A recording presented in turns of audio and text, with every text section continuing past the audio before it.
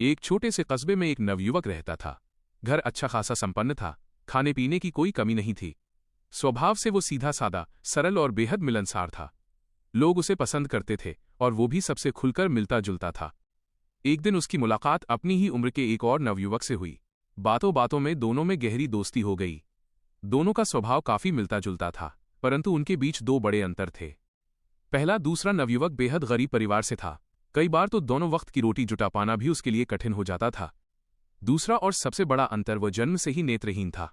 उसने कभी रोशनी नहीं देखी थी, न रंगों को जाना था। वह इस दुनिया को स्पर्श, आवाज और अनुभूति से पहचानता था। धीरे धीरे दोनों की दोस्ती और गहरी होती गई। रोज मिलना जुलना, साथ बैठकर बातें करना उनकी आदत बन गई। एक दिन संपन्न नवयुवक ने अपने नेत्रहीन मित्र को अपने घर भोजन पर आमंत्रित किया। मित्र ने ये निमंत्रण बहुत खुशी से स्वीकार कर लिया।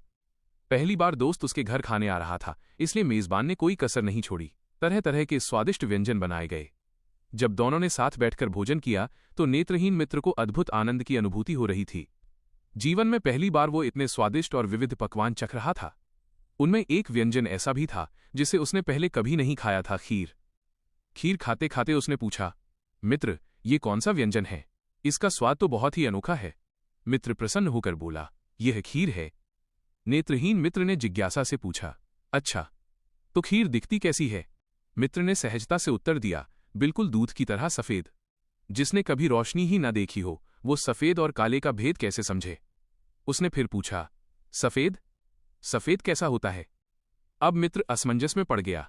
वो समझाने लगा, कभी आकाश का उदाहरण दिया, कभी चांद का, लेकिन बात समझ में नहीं आई। आखिरकार उसने कहा, सफेद बिल्कुल बगुले जैसा होता है। नेत्रहीन मित्र ने फिर सवाल किया, और बगुला कैसा होता है? अब समस्या और बढ़ गई। काफी सोच विचार के बाद मित्र को एक तरकीब सूझी। उसने अपना हाथ आगे बढ़ाया, उंगलियों को जोड़कर चोंच का आकार बनाया, कलाई और कोहनी मोड़कर बगुले जैसी आकृति बना ली और कहा, लो, इसे छूकर देखो, ऐसा होता है बगुला। नेत्रहीन मित्र ने उत्सुकता से अपने हाथ बढ़ाए और मित्र के हाथ को ध्यान से टटोलने लगा।